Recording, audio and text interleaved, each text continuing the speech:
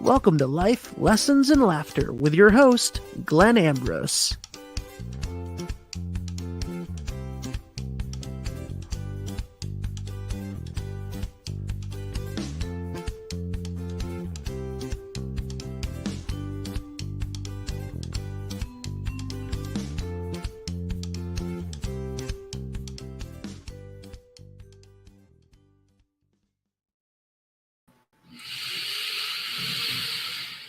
Hello, everybody. Welcome to the show. What is happening? How are you? Welcome to the live aspect. Please shoot me a little message to say hello, where you're watching from. And all right, I'm going to open with my new shirt. You guys ready? Here it is. My new shirt. Your heart chakra needs more cowbell. I saw that post a little while ago, and yeah, I'm in trouble because I found somebody local that makes t-shirts out of whatever you want. And I used to make my own on Vistaprint and have them shipped to me. And then now I have somebody local that can do it. So I'm in trouble. I may have a lot of t-shirts and sleeveless shirts with all kinds of spiritual stuff on them because now I can get it done. So yes, this could become a problem. Hey, Denise.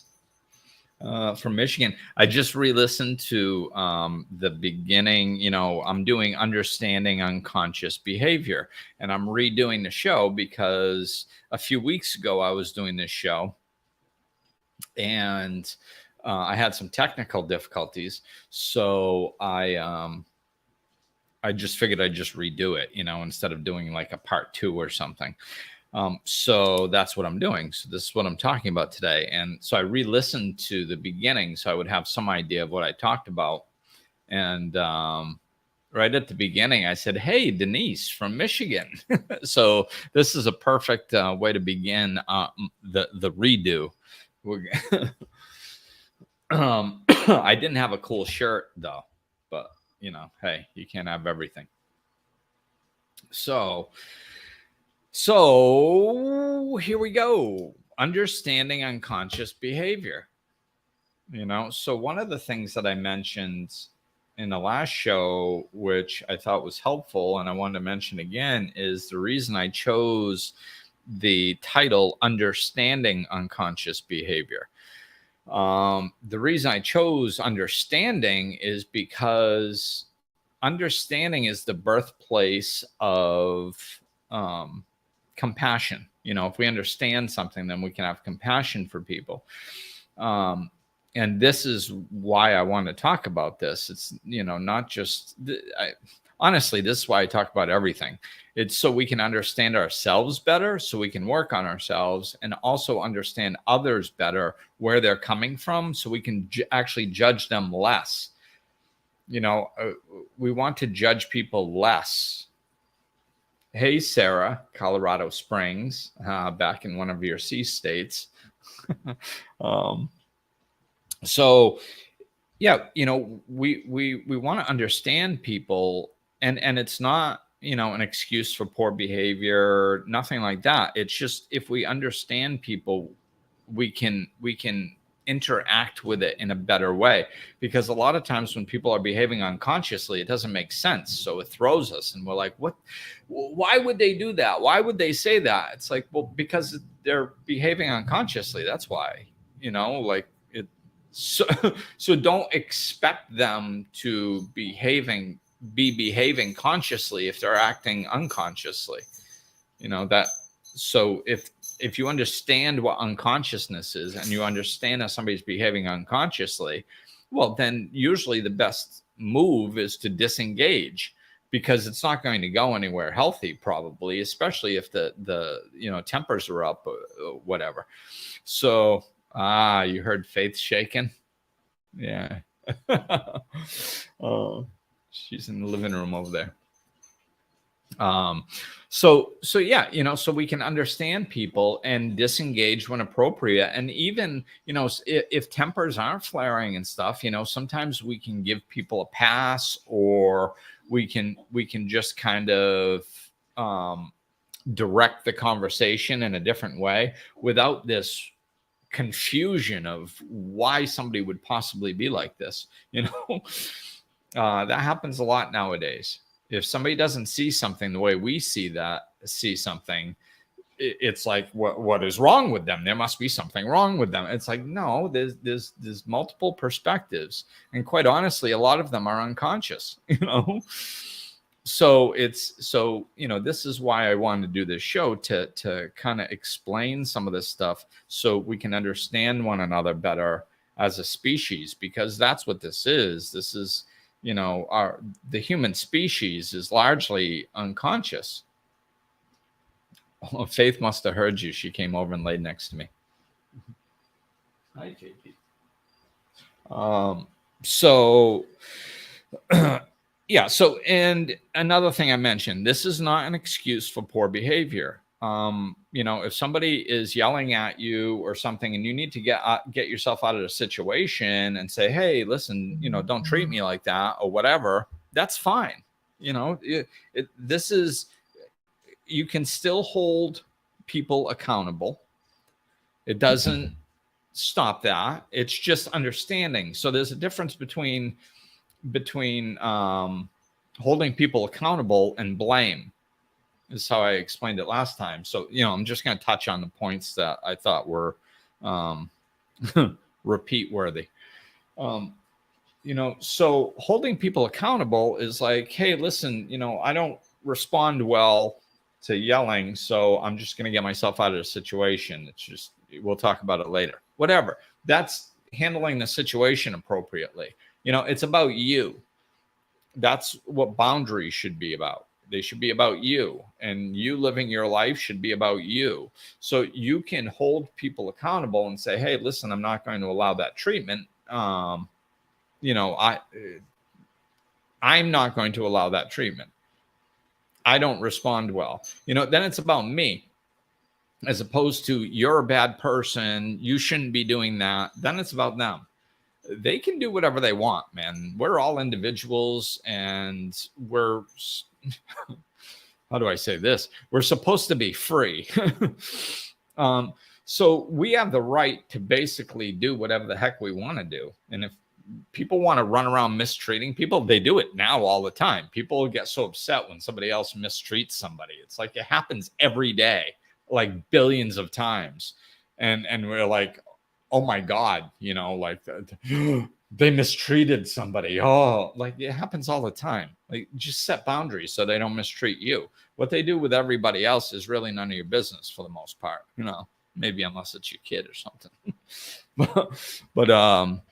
But yeah, just, determine your reality and how you interact, so you can hold people accountable. And even if they're behaving unconsciously and they're unaware of what they're doing or why they're doing it, but and that's usually what it is. They're usually unaware of why they're doing it.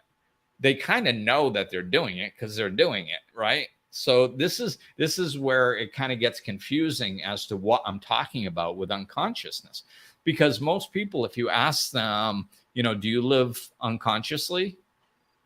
Well, no. I mean, I know what I'm doing. That's not what unconsciousness is. Unconsciousness is not really knowing your why. You don't really understand why you're doing it. And most of it is because it's socially acceptable. We've been trained to do this stuff. Since birth, man, we've been trained and conditioned and domesticated to go in certain ways. And I still find ways in my own life that I'm behaving a certain way or doing a certain thing. And I'm like, what? Like, why am I doing that? Where did that come from? And I'll look at it and be like, oh my God, it's socially acceptable. So I've just been doing it for 50 years. And I never even stopped and slowed down and said, does this make sense? Do I want to do this? many socially acceptable things do not make sense when you really look at them. You know, I've said this before. That's why it kind of cracks me up about spirituality. It's like, you know, people are like, ooh, spirituality, it's so woo-woo, it's so out there, you know, it's so ethereal, you can't touch it, it's not tangible, it's just pie in the sky. No, man, spirituality is the most grounded stuff there is. It's based in nature, the laws of the universe, and it actually works consistently. What doesn't work consistently is socially acceptable ways of behaving, like thinking that, I mean, really, like, this is a good example of social conditioning. So generations, I mean, my generation probably started with the generation before, went on to the generation after, and is still going on to some degree, probably not as in depth as it was in my generation. We're starting to come out of it, but there is an unconscious belief that if you go to school and get good grades in high school and then go to a really good college and get good grades there, then you'll get a good job. You'll probably, you know, and then from there it gets really unconscious. Most people will actually say they don't agree with this, I bet, but it's how they live their lives if you watch their actions, okay? And then so you get a good job, and then you get married, you have 2.3 kids, a dog named Faith, a house with a white picket fence, and you're happy. Like, you 2 cars in the driveway, and you're good. Like that's the key to life. Okay, so that's basically the key to life. This is the model that most people design their lives out of. And it's useless. Like, I mean, if you want to be happy, that nothing that I mentioned has anything to do with happiness. None of it.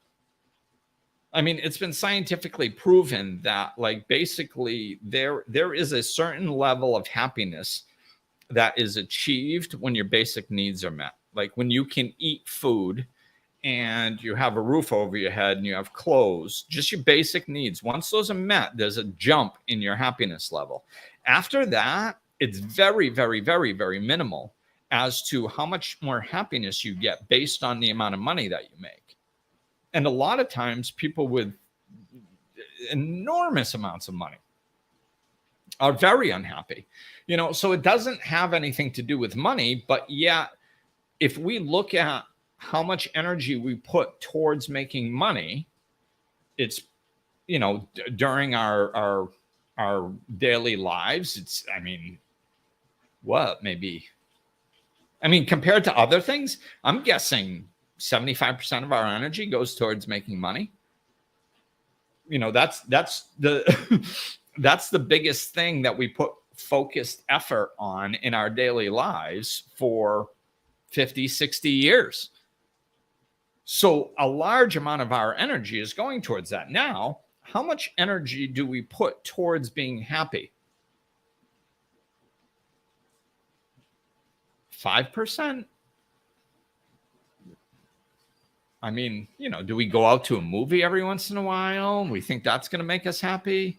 And that's what I mean. Like, we don't even make conscious choices as to what happiness is going to be. We don't even know how to achieve happiness. We don't know where it is, how to get it, what it looks like, what it feels like. We don't really understand happiness, let alone how to get it. And if you ask most people, they're not really happy. And if you ask them what they're doing to be happy, they'd go, what? Well, what was the question? Well, if you're not happy, what are you doing to become happy? Well, what do you mean? What am I doing to become? I don't know. Everybody wants to be happy, but most people don't know what it is, where it comes from, how to get it, you know, like. So we're not putting any energy towards it. And then we wonder why we don't have it. right? That is unconscious living. We're conditioned to live a model of life that does not bring happiness, does not bring contentment or peace. We don't experience it, and then we don't even change it. We believe society's model so much that we don't change it after it doesn't work year after year after year after year after year after generation after generation. We still don't change it. That's how deep social conditioning is. So I'm going to rip out a few other like social conditioning ones. Hopefully I won't stop on each one. But you guys know how I talk. Letting people walk on you means you're a good person. Most people wave that flag, that martyr flag. Well, I do everything for others, and then they don't do for me. I'm just such a good person. And people are running around enabling, you know. We don't know the difference between helping people, supporting people, and enabling people. We literally don't know the difference. You know, I noticed, here I go talking about it. Like, I noticed this, I think it started, I started noticing it like 15 years ago or so in Rhode Island. And I noticed that, I don't know how this caught on, but road rules went right out the window because there's this urge, the spiritual awakening that's happening, that's bubbling up within everybody. We have a stronger desire to be a good person now. Okay. So that's bubbling up within people. So they want to be good people. We all want to be good people. Like this is a really big part of the spiritual awakening. We can feel that urge, that yearning to be a good person. It's coming into our consciousness more. So we really want to do it, but we don't know how to be good people. So what people started doing on the roads, not here in the DR, in case you're curious, but in the United States, and I saw it in Rhode Island and Florida, people began stopping in the middle of the road to allow somebody on a side street to come out in front of them. Okay. Now, this seems harmless enough until you take into consideration all the other people on the road. People are driving down. Nobody ever did that. In my entire life, nobody did that. Nobody was like what you do is if you're driving down the road and you see somebody on a side street, like what I used to do is either I just kept driving, or maybe if I wanted to be a nice person, I hit the gas. So I got past them a little bit earlier, maybe even left a little bit of space behind me. And they could pull out quicker. Okay. You know, no harm, no foul, but the people are locking up their brakes and stopping for no apparent reason, causing rear end smashes, pileups behind them because nobody is expecting them because they're just driving down a straight road and they just lock up their brakes to be nice. This is an example that people don't understand what it is to be nice. And they're behaving unconsciously. They see somebody sitting on the side of the road and they go, oh, you know what? I'm in a good mood. I'm going to be a good person. I'm going to let this person pull out.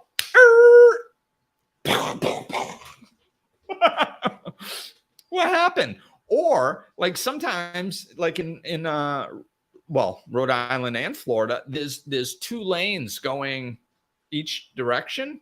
So the person in one lane stops traffic behind them. The right lane, cars are still driving by. So this person that's being allowed to pull out pulls out right across both lanes and gets slammed by an oncoming car that can't see him. Like it's a serious problem. Like I've seen accidents. I've almost gotten into several because of this. And what it is people go, I want to be nice. And they're completely unaware of how it's going to affect anybody else because they're not used to it. So they're choosing bad ways to be nice. This is the same reason enabling is such a big deal, is because people think like, well, if I don't give them money, they won't eat. It's like they're going to buy drugs, man. You know it. I know it. Like, like you can't enable them. You can't enable a drug addict or an alcoholic or just a manipulative child. You cannot enable them to continue poor behavior. Otherwise, they never learn. We need to hold people accountable. Okay? So being nice does not mean enabling people. Find out what the difference is. Being nice does not mean being a doormat. Letting people walk on you. That does not make you a good person. It makes you a doormat. Stress is caused by external factors like jobs. That's a socially acceptable. I mean, you see commercials about it. Like, you know, people are like, oh man, I'm so stressed out at my job. And people are like, yeah, man, I hear you. Me too. Oh man, it's really tough, man. Life isn't easy, you know? Yeah, so stressed out. That's not how stress works. It's not how stress works. And everybody, like, they'll give you pills because your job is stressful, so you don't feel the stress. They'll, like, that's not how stress works. Stress doesn't happen from external circumstances upon you. That's not the dynamic of stress. Stress happens because you are incapable of processing the scenario that's happening in a healthy way. I mean, think about it. What's one of the most stressful jobs? Like I've said this before. To me, the one that pops into my head seems like emergency room doctor. That seems like something that people, if somebody said, "Hey, I'm really stressed out," and they go, "Why?" You go, "I'm an emergency room doctor." Most people will go, "Oh, okay, I get it." Why? Because it's fast. It's very fast paced a lot of times, right? The risk reward level is high. So, like, if you don't do your job right, somebody could die. That's a pretty big deal. So, like, that is, to me, if you're looking at stressors as socially acceptable term, those would be pretty high on the list. So you look at that and you go, oh, yeah. Well, there are emergency room doctors that love their job. They thrive in a fast-paced environment. They love saving lives. They haven't taken it on personally in an unhealthy way to think that they actually are more powerful than God and they have control over who lives and who dies. They just have to do their job to the best of their ability, and they do, and they know that that's all they can do. So they're very healthy. So they don't get any stress for performance anxiety. They don't have that. Because why? Because they have a healthy outlook on their job, and they thrive in a fast-paced environment. So that doesn't stress them out. They love it, man. They're going. Faster the better. Some people are like that. So if you're stressed out because of your job, either you're at the wrong job and you shouldn't be doing it because it doesn't match your personality, or you need to adjust your perspectives, the way you're looking at your job and how you're processing the pressures that are being put on you. But that's internal work. Like, you know, what is the world here to figure out your life? Well, they shouldn't be putting pressure on me. Well, who? Like this $1 billion company that you work for? They're supposed to go in and check to see if you're okay, and everybody else that works for them, they're going to make sure that you're not stressed out. Hey, we're not putting too much pressure on you, are we? If you're waiting for that conversation, man, don't hold your breath. Your life is your responsibility. So stress doesn't work like that, but it's socially acceptable. Changes are made by the government. Government works for you. I don't want my kid to grow up. I have to go to work. No, you don't. Everybody says that. Oh, I have to go to work. No, you don't. Nobody has to go to work. Nobody has to. Nobody's got a gun to your head. You're choosing to go to work. Why? Well, I wouldn't be able to eat. Oh, right. That's a good choice. You chose eating. Good choice. You're probably going to live longer if you keep making choices like that. Yeah, good move. But nonetheless, it's a choice. You can choose not to eat. You can choose not to have a roof over your head. There's a whole bunch of homeless people out there. And some of them, it ain't their fault. And some of them, it's their choice. They choose to be homeless. Some of them, you could be one. Just choose not to go to work. It's your choice. You don't have to. Well, I have to if I want to eat. Well, yeah, that's a choice. It's you don't have to. You could steal food. You'd probably get caught and end up in jail, I would imagine. But I mean, you could choose that. Is that to me, that's a worse choice than going to work. But it's a choice, and some people make it. You know?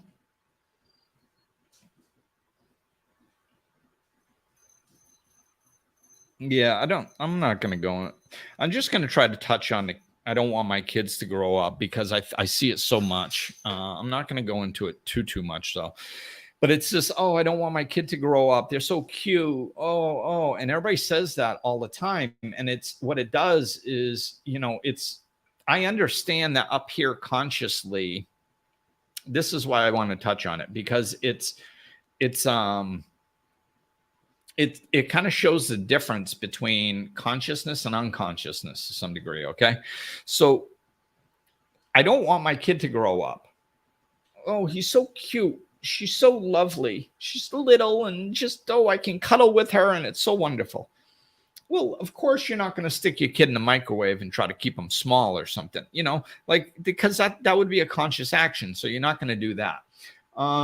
Do you really want them to stay the same size? No, not really. Not on a conscious level. No, of course you want them to grow up.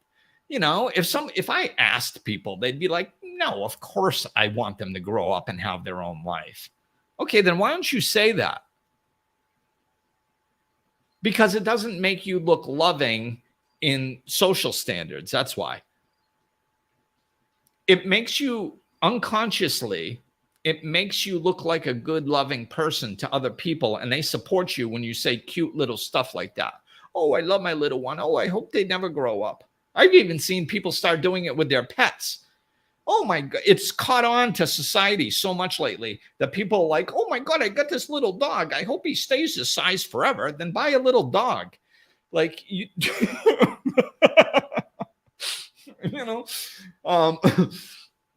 but what it is, see, the danger of it is that people they say it over and over. And they think it. Oh, I want them to stay small. Oh, I want them to stay small. And it starts affecting their behavior because unconsciously you're feeding that. So on an unconscious level, a level that you're not aware of, you actually are starting to believe it on a deep level. And what it does is it starts shading the way you handle situations. So if you keep telling yourself that year after year after year, it functions the same as guilt. A lot of people parent from guilt. Like, I was an alcoholic for 20 years. So and when I got sober and woke up, I already had a kid, that was 2.5 about. So now I move up to Rhode Island to be a father. And the first thing that somebody told me that really saved my ass was you cannot parent from guilt. You can't do it because it shifts the energy. It's the energy underneath. It's your belief system underneath. I'm guilty. I'm bad. I was a drunk. I wasn't there, for 2 years of his life almost, and only for visits. And I was an alcoholic. So therefore I'm a bad person. And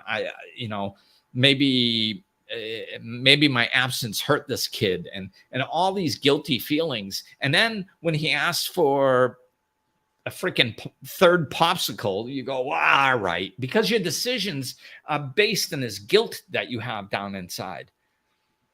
And kids are manipulative. That's what they do. It's like they're trying to figure out how to live in this world. There's nothing more manipulative than an alcoholic or a drug addict than a kid. A kid is the only thing more manipulative. So dogs are close. No, kids are worse. But it's because they're trying to figure out this world. It's so confusing, and all this social conditioning doesn't make sense. So they're trying to figure out how to play the game and get what they want from their perspective, which is, it's not a bad thing. They're just manipulative by nature because they're trying to figure out their way. So the more kids can manipulate you, the more trouble you're in. And quite honestly, the more trouble they're in.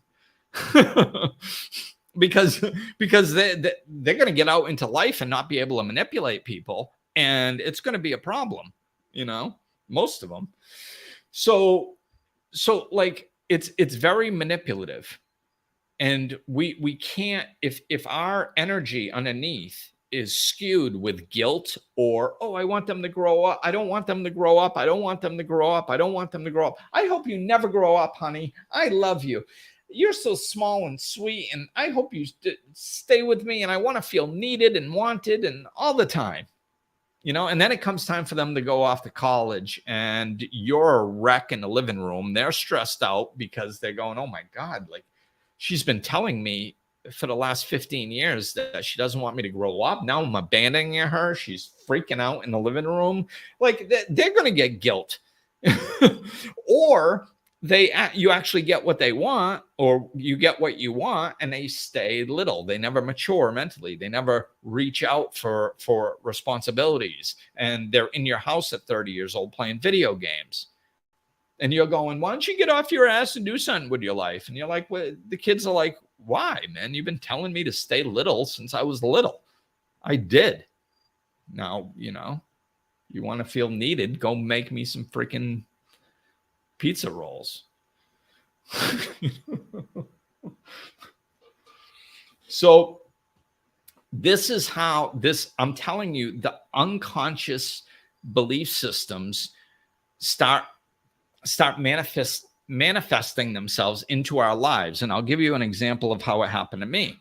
So, like, when I grew up in my neighborhood, in the playgrounds I went to and stuff, having money was not a good thing. I mean, like, and we got a pool put in the backyard, an in-ground pool, when I was like in 3rd or 4th grade or something.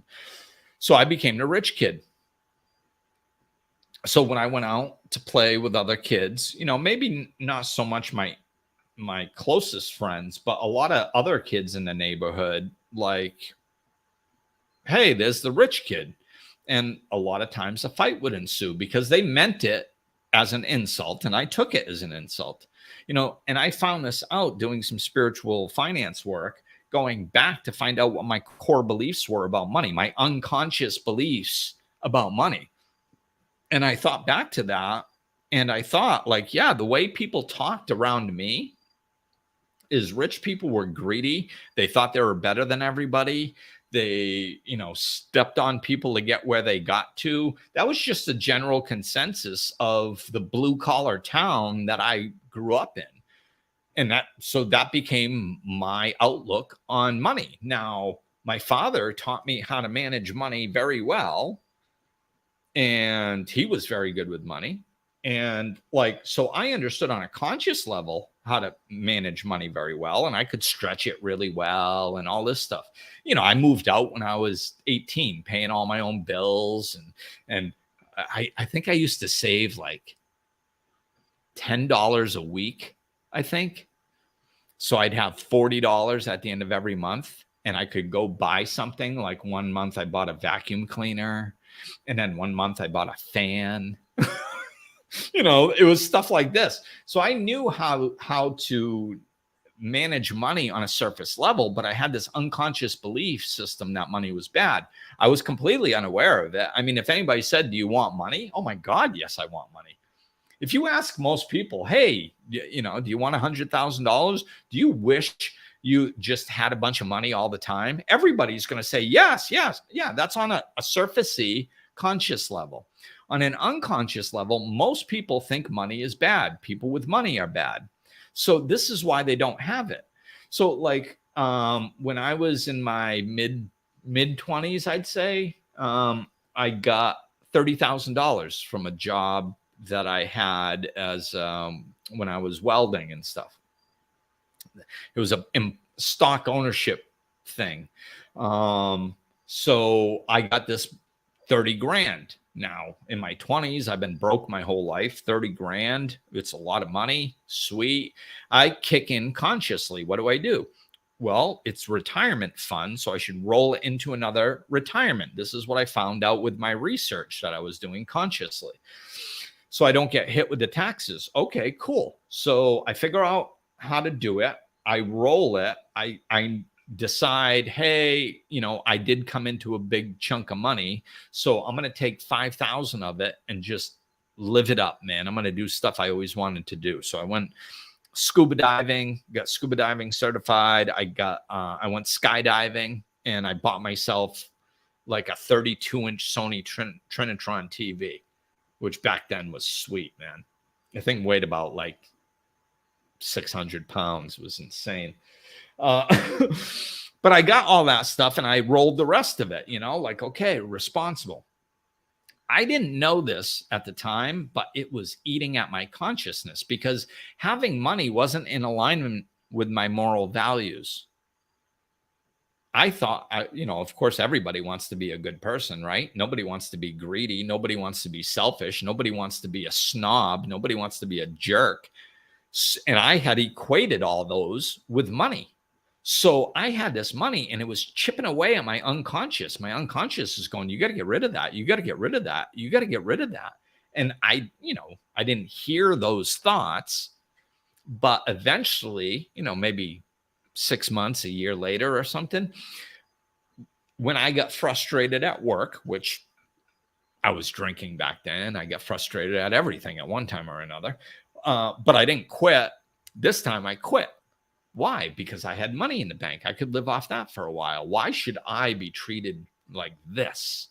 I deserve better, right? This is what I told myself. So I could start living off that money. So I did. And then all of a sudden the consciousness kicks in, goes, Glenn, you're pissing through that money and you're going to owe taxes on it too. Oh yeah. Okay. Yeah. I'm going to do the right thing. And so I got to go back to work. So I start looking around. I end up going back to the same job. I'm working again. And I think I quit again.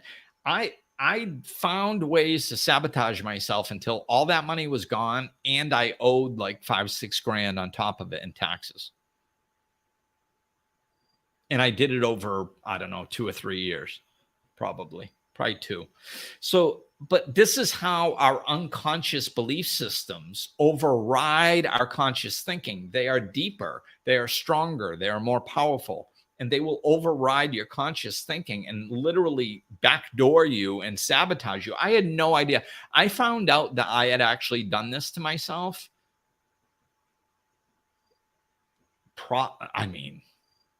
I had probably at least 10 years later, maybe 15 years later, after I had done this, that's when I finally got clarity on it. I had no idea that I had done that. And I did it one other time when I sold my house. I mean, I was pretty drunk then. So that might've been, I was just living off of it, man. I wasn't even pretending to be responsible.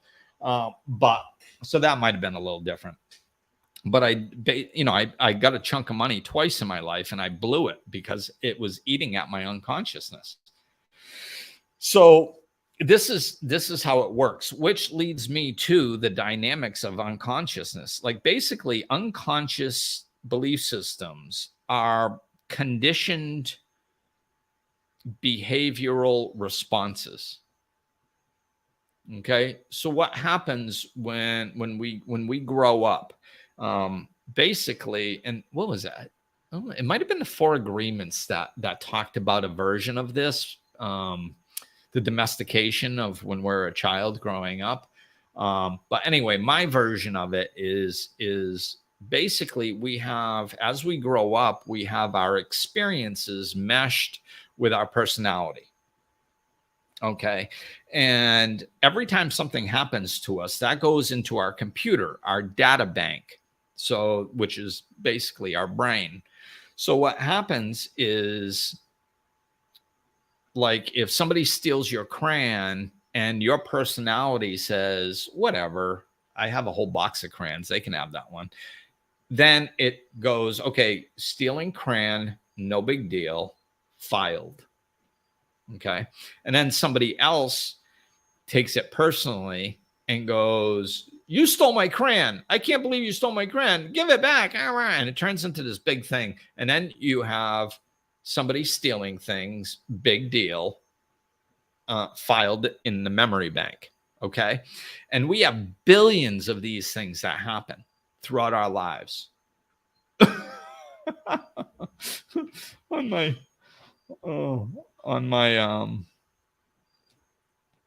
on my comments, I just saw this 3 messages. Best adult dating site, Sex Find. Obviously, disregard that. And I highly recommend not going to that site. It's probably pretty shady, seeing how they're sabotaging a spiritual website. But it is about unconscious behavior. So, anywho, so like what happens is billions of these things start just packing on top of us, on top of each other. Okay. And what it does is it creates conditioned responses to situations. So one of the ways that I explain this is most people throughout their life, they've conditioned themselves that when they're driving, if they see something, if they see, think it's mastery of self. Okay. Thank you. Deanna. So it might not have been the 4 agreements. It might be mastery of self. They're both by Don Miguel Ruiz. So thank you for that. So most people, when they're driving, they have, like, if something happens that looks dangerous or scary in front of you, or could be dangerous, most people hit the brakes. Okay. That's a conditioned response. They were taught it at some point, usually, and they just started doing it, and they did it over and over. And then now when something happens, they hit the brakes, and they don't think about it. They don't usually even assess whether it's the right thing to do. They just do that as a unconscious reaction. I, on the other hand, had a bad experience with that. Like, usually I was driving too fast, so I couldn't stop anyway. I mean, honestly, when I was a kid, I drove like a maniac. So like I was usually driving too fast where I couldn't stop anyway. And then a couple times I tried stopping, and I either skidded or it got worse. It just didn't go well. So I started hitting the gas while I was still learning to drive. And I found that I could get past things better than trying to stop for them. By the time, if I hit the gas, I was gone, man. Like, if, I would just assess, like, can I make it? I think so. Boom, I would hit the gas.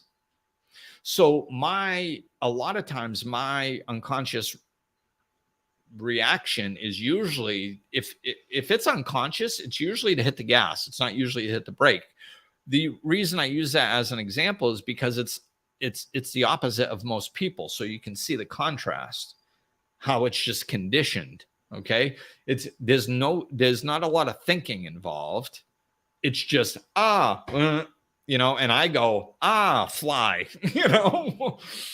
and it works well for me. But anyway, this is how unconscious conditioning is. We just do things and we don't think about it. And just because we're awake, we think we're aware of why we're doing what we're doing. And we're really not.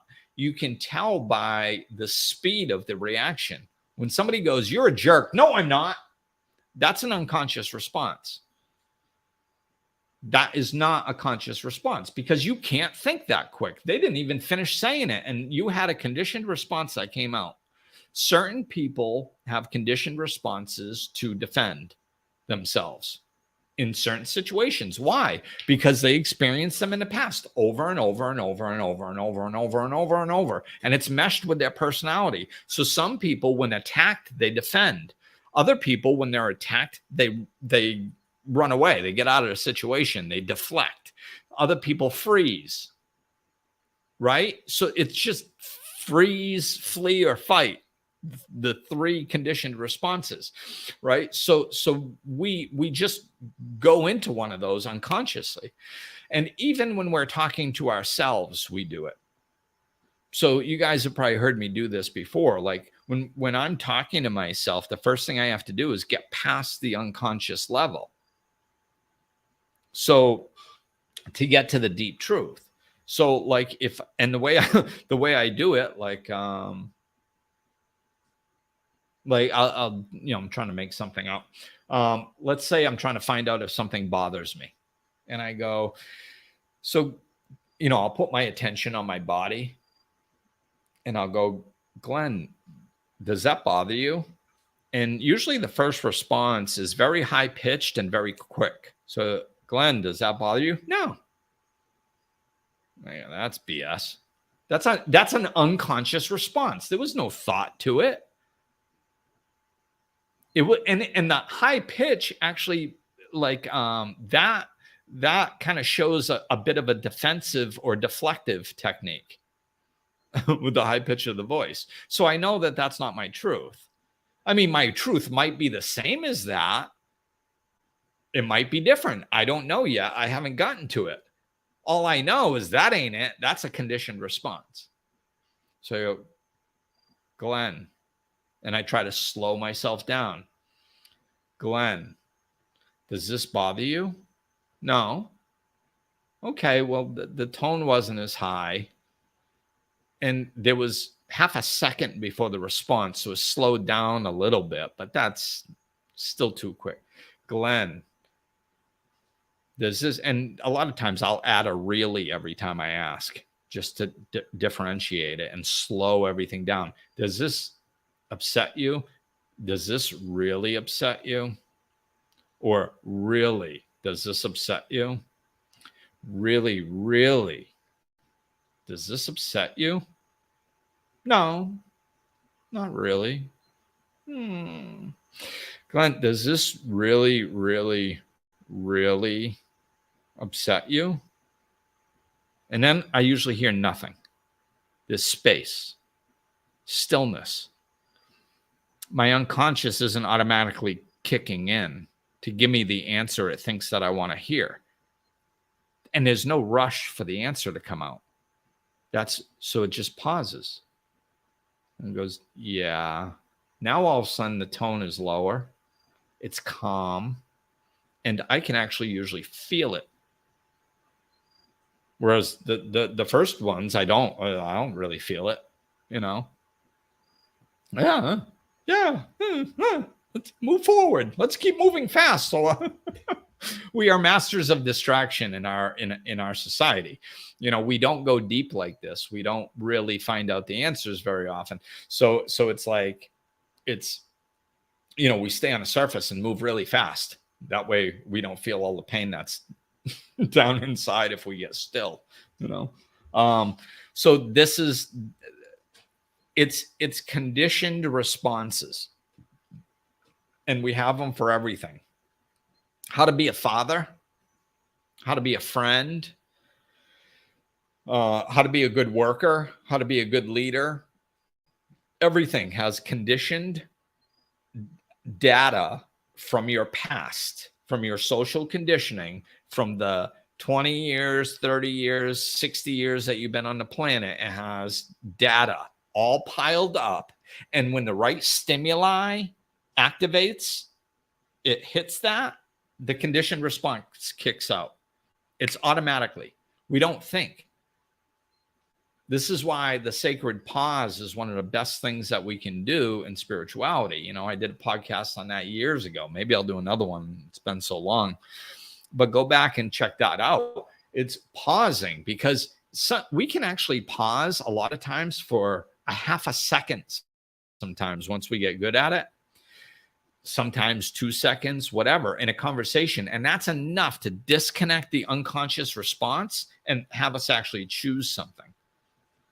It creates that space. And that's, like I said, I'm telling you, a lot of time, what happens up here happens much faster than what happens in reality.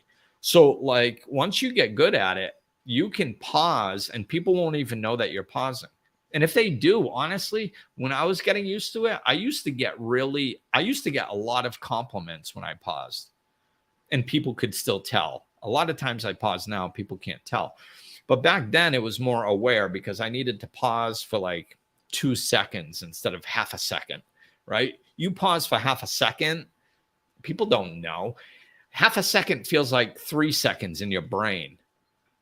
You know, you're thinking, you you stopped, you thought, you came to a decision, and you're wondering if they noticed yet that you stopped and thought, all in a half a second. You know, so you can do it like that. But in the beginning, you know, it might take a few seconds. Who knows? It might take 5 or 10 seconds, whatever. But I used to pause, and know what I notice is people looking, of course, at first it's out of the ordinary. So they look at you like, are you going to respond? You know, but then so since they put their focus on you, they actually start reading your energy without even knowing that they're reading your energy. And what they pick up on is that you're actually giving them a thoughtful answer. So then, you know, 3 seconds later, you give them a thoughtful answer and they look at you. People used to look at me all the time and go, wow, you really thought about that, didn't you, before you answered? And I'm like, yeah. And people used to love that because they're like, you know, and they used to tell me, they're like, I appreciate that. You know how many people that you just ask them something, they just say something, and, you know, and just life, that's how life goes. And then when they experience something different, they're like, wow, I like that. I like the fact that you actually thought about it for a second and gave me an honest response. I appreciate that. You know, it's kind of cool. So that's a way that you can bring consciousness in. I think I'm just going to look over some notes. I think what I'm going to do is kind of lean into understanding others, so we can really touch on the understanding and compassion aspect of this. But I'm just going to look to see if there's anything else. Well, actually, I'm just going to lean into that because half the time when I look at my notes, it draws me out of the flow. So I'm going to go. So, compassion, understanding of unconsciousness. We have to understand that we all do this. You know, that's one of the best ways of connecting with other people and feeling a part of, and not separation is ego. The ego always wants us to be separate, wants us to be right and them to be wrong. I just want to be happy. And the only way to be happy is to be part of a community, connected with other people, feeling like you're part of. So like, you know, that's a healthy thing. So we have to stop judging everybody all the time. And one of the best ways to know that is to know that we all do this. I catch myself doing it, and I've been working on myself for 19 years, and this is my job. Like, and I still do it. So like, we all do it.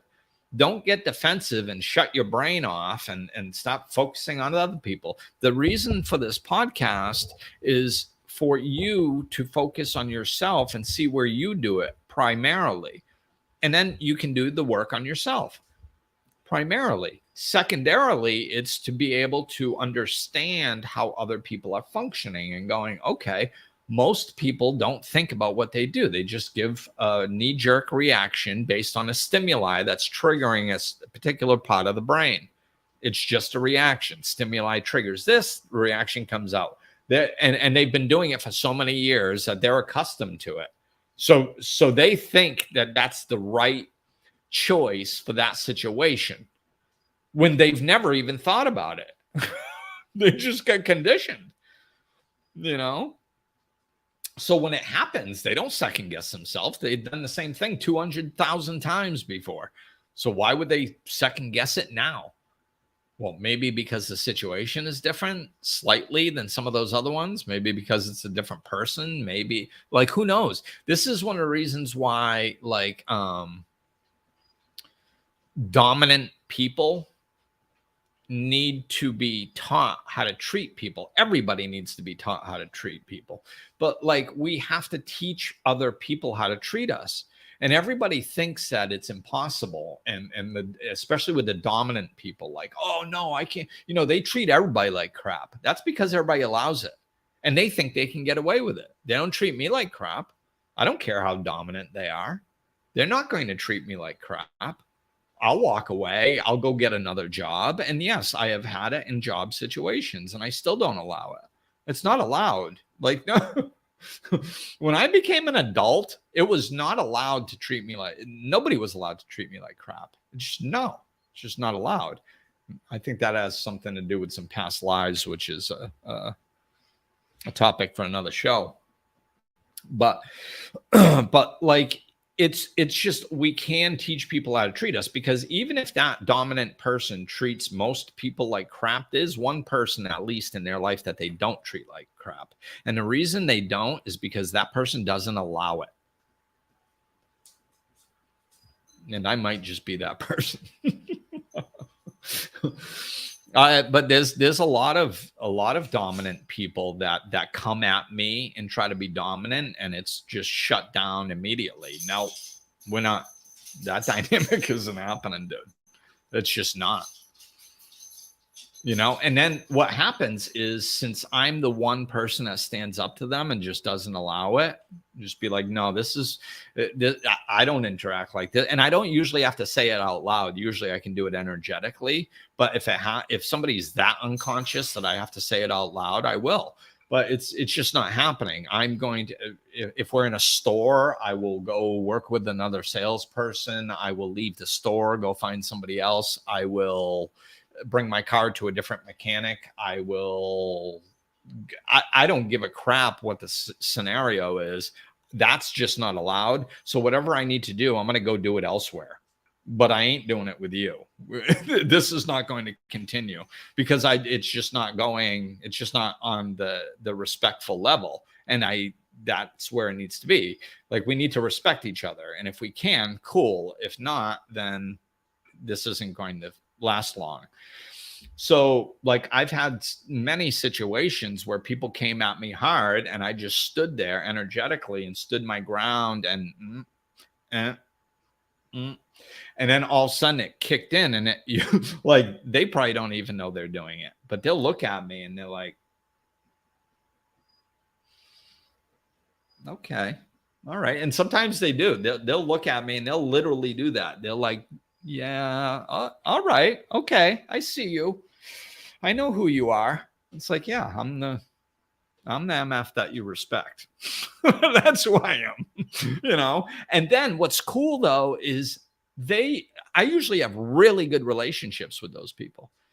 Why? Because I'm one of the few people on the planet that they actually respect. That's why. And you can't have a healthy relationship with anybody in any way. Work, romantic, family, friendship. You cannot have any healthy relationship with somebody if there's no respect. You can't.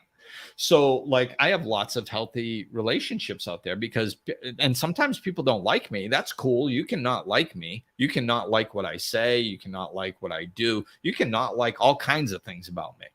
You can disagree with it and think I'm full of crap. That's cool.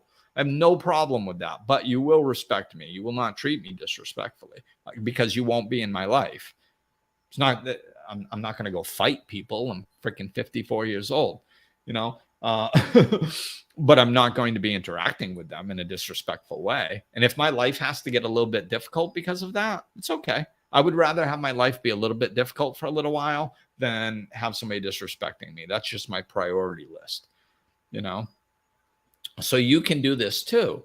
But I don't blame them. It's like, I don't care. See, this is what I mean by holding people accountable. If somebody tries disrespecting me, it's an unconscious pattern. I understand that it's an unconscious pattern. I understand that 99% of the time, somebody that's disrespecting me is not intentionally saying, hey, I'm going to go crap on Glenn today. They probably didn't even know me before. So it's not personal. They're not trying to attack me personally. It's just their unconscious pattern is being dominant, and they're going to try to dominate me. And I'm going to hold them accountable, and I'm not going to let that happen. So but I'm not judging them and saying, oh, they're a jerk because they're dominant. No, it's just that's how they've gotten through life. They've gone through life. They've found that if they act dominant to most people will cave and they'll get what they want. So it works for them. So they do it. I understand it. I'm not going to judge them for it. It's just a different personality. We all choose one. The people who play a victim get energy that way. It's all about getting energy off people. You know, people that play victims, they wave this martyr flag like they never do anything wrong a lot of times. And all they're doing is playing the victim so people feel sorry for them and give them energy. It's no different than the perpetrator or the dominant. You know, everybody points the finger at the dominant person saying, you shouldn't try to dominate people. It's like, well, what about the victim and the martyr that sits there and goes, oh, poor me, poor me. I don't have any control over how people treat me. Everybody treats me bad and craps on me all the time. Oh, will you feel bad for me? Oh, yes, you're such a good person. People shouldn't crap on you. Oh, and they're just giving you their energy. So you're just stealing their energy in a different way. The dominator takes it. You trick them into giving it to you. Do you see? It's all, and it's all unconscious. Nobody even knows that they're doing it. This is how deeply it's embedded in our society.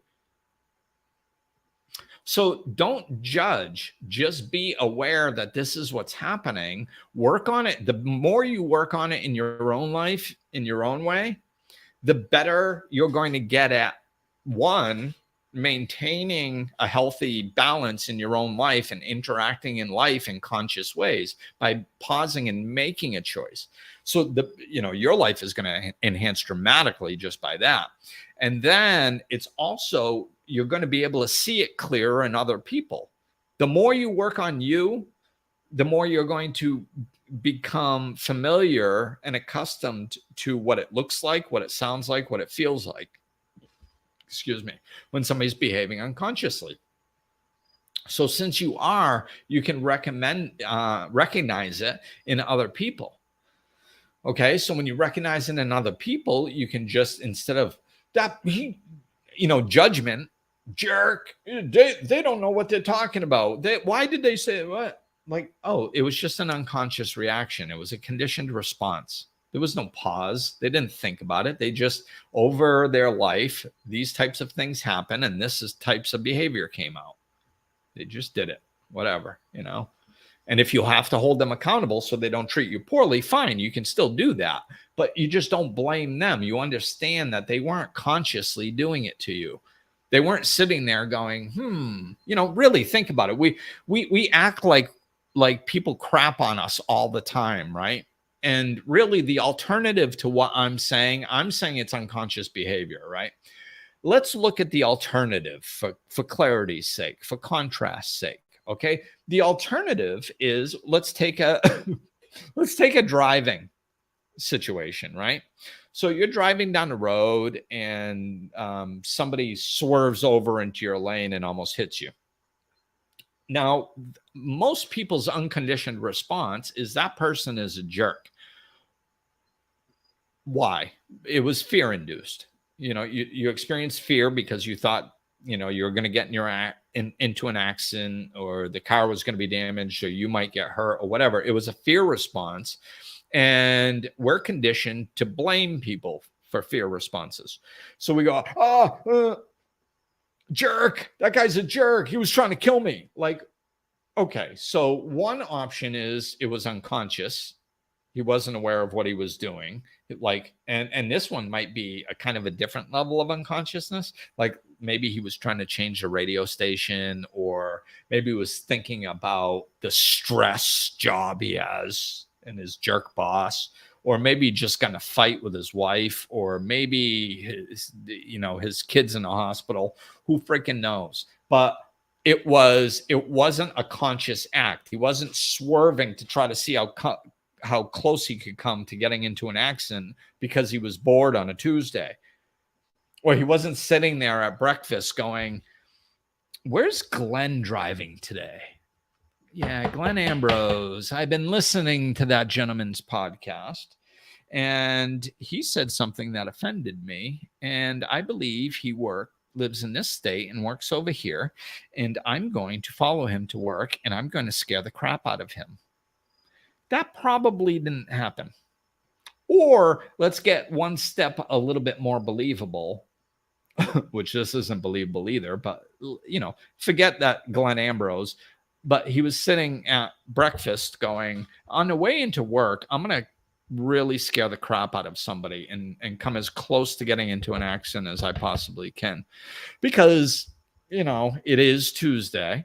And what I haven't done lately is get into an accident, have all the police show up, have me be the one that was the cause of it. So then I have to pay for my car repairs and their car repairs, and or my insurance will, and my insurance will go up. Oh, yes. I was going to take the day off and go to the beach, but that sounds much better. I'm going to do that on my way into work. This is the type of thinking that would imply conscious action and that you should take it personally. I mean, even that you shouldn't take it personally because if somebody actually did think like that, it has nothing to do with you. That's a screw loose up here in them. Okay. So even that's not personal, but at least it leans in. So what do you think is more feasible? That somebody tried to do something that was going to make their life much more difficult for no apparent reason, or it was a mistake? Probably it was a mistake. See, this is what happens when we bring in conscious thinking. This is why I say spirituality is not woo-woo. Social conditioning is woo-woo. Social conditioning says that guy's a jerk. And if you walk into work, okay, and this is how I can prove it. If you walk into work and you go, man, somebody almost slammed into my car today on the way into work. And everybody goes, oh my God, really? And you go, yeah, but let's be honest about this. Let's be realistic. Well, he was probably just trying to change the radio station, or his mind probably wondered, hey, that's happened to me before. That's probably what happened to him. Most people are going to be confused by you saying that at minimum. And they're probably going to be like, I'd be pissed. That's the socially conditioned response. That's the appropriate response socially. And if you say anything other than that, people are probably going to think that's weird. Minimally, they might ask you why you think like that. They might tell you you should be pissed, like I just mentioned. And minimum, that conversation is probably going to die off in the next 30 seconds. It's not going to go on and on. Like, it'll just be like, oh, yeah. Okay, well, I guess maybe he was thinking of something else. Yeah, I guess I have done that. Oh, okay. There's nothing really to talk about. So everybody will go their separate ways. The little conversation at the water cooler became very short, right? But if you walk in and you go, this jerk, man, cut me off and almost got in an accident, you're going to get all kinds of support. That conversation could go on all day. I remember when that happened to me. That's such a load of crap, man. People are crazy nowadays. People will feed that, man, because it's socially acceptable and they can bond over it. Why? Because it's socially acceptable. Do you see this? And it's very, very, very, very unlikely that that person is actually a jerk. It's very unlikely that it was premeditated. It's more likely that it wasn't premeditated. It was a mistake, and that we've all done it before. That's reality. Nobody thinks like that. That's socially unacceptable. What's socially acceptable is outrage. Which socially acceptable is unrealistic. There's probably a 0.01% chance that that was premeditated and that you should be getting angry at that person. And yet it's socially acceptable. There's probably a 99.99% chance that that was a mistake and you shouldn't take it personally. And that is socially unacceptable. Do you see? This is this is why we have to stop breaking away from this unconsciousness, because it's literally not true most of the time. Our conditioned responses that are socially acceptable are not healthy. They're not good, and they're not based in fact. You cannot find happiness by getting good grades in high school. I'm not saying it's a hindrance to happiness to get good grades in high school. There are benefits to getting good grades in high school. There's benefits to getting a college education, but it does not equal happiness. And that's what most people want in life. And unconsciously, they assume it's at the end of that road, and it ain't. So we have to start looking at stuff like this, and instead of just, yep, yep. Well, my boss treats me like a jerk. That's socially acceptable. Oh, I hate my boss too. Yeah, we can bond over that. We're victims. Yeah. Or you could take responsibility for your life, teach people how to treat you, or go find another job, or both. Like, especially nowadays, man, the job market is, everybody's looking for good people. That excuse doesn't fly anymore. And I've had it with people. Like, people have come to me, with job situations that were really difficult. And sometimes it's just an adjustment of attitude that needs to take place. And most people will disagree with that, because unconsciously you're a victim. I get it. Unconsciously, nothing is your fault. Nothing is, unconsciously you're a victim of your boss and the workplace and everything else. Unconsciously, we're victims of everything. Nothing is our fault. But if we start slowing down and going, okay, wait a minute, what's the alternative? And I've had people literally go look, just go look. And like within 1 week, they're going, oh my God, I can't believe all the opportunities that are out there. Or within 2 weeks, I should say. They start looking and they're like, oh my God, like signing bonuses, all kinds of stuff, man. People are looking for workers. I know it's not that easy for everyone, but just because something's hard doesn't mean that you shouldn't do it. So yeah, that was kind of what I wanted to touch on. Just understand ourselves, understand this is rampant in the world, so we can stop judging each other so much and just start understanding. And a lot of times just putting some space. If somebody's acting unconsciously, especially in a attacking way, like, understand that they're unconscious. Don't sit there and try to get reasonable with them, because they're not reasonable. They're unconscious. They're all caught up in a behavior pattern of attacking. You can't have a rational conversation. That's what always kills me. Like when people have arguments, right?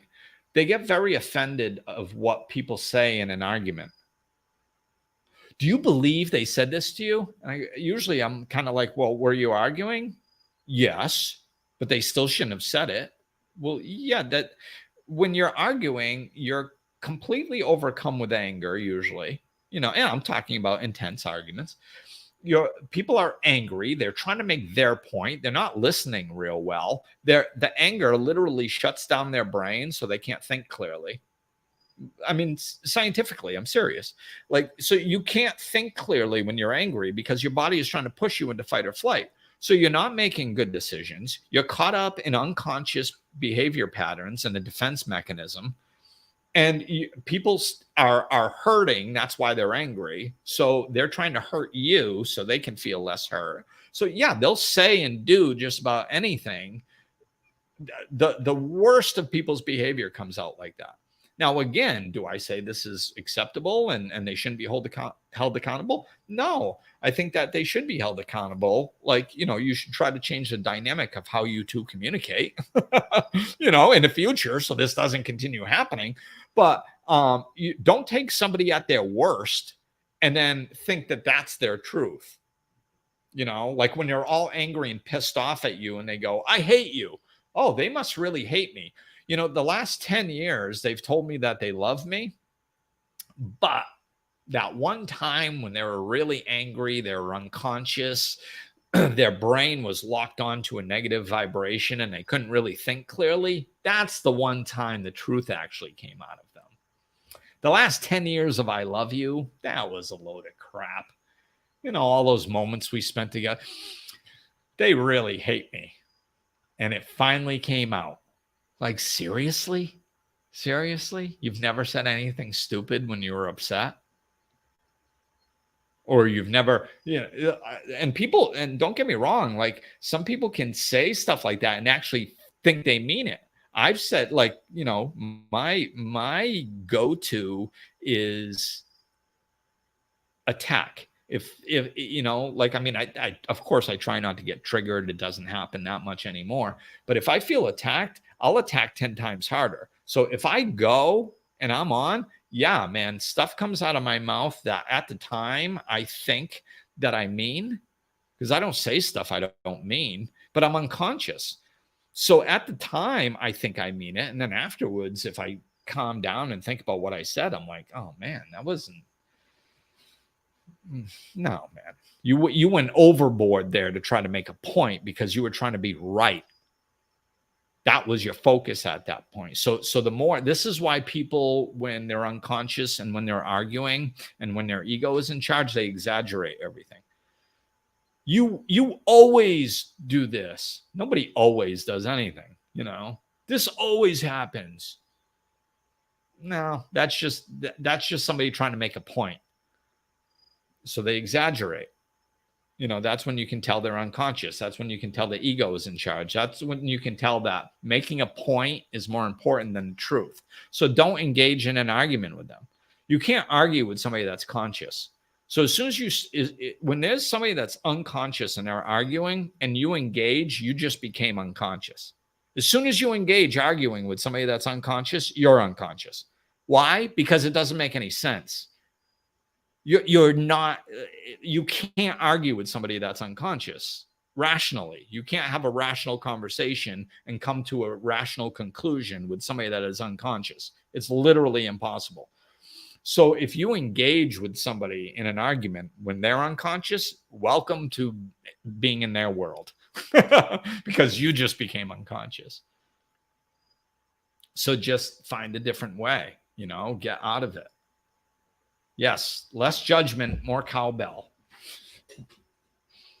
Your heart chakra needs more cowbell. Thank you, Will Ferrell, on Saturday Night Live.